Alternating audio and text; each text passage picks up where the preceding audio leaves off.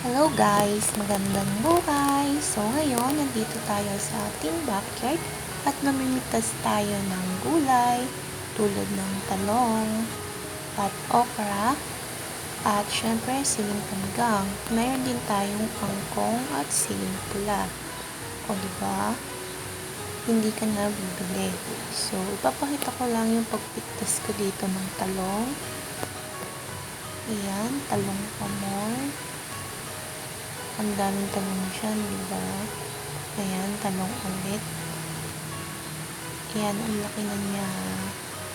Ang tamis yan, guys, lalo na pag nilaga. So, ito lahat na harvest natin. Talong, okra, siling panigang. At meron din tayong siling pula.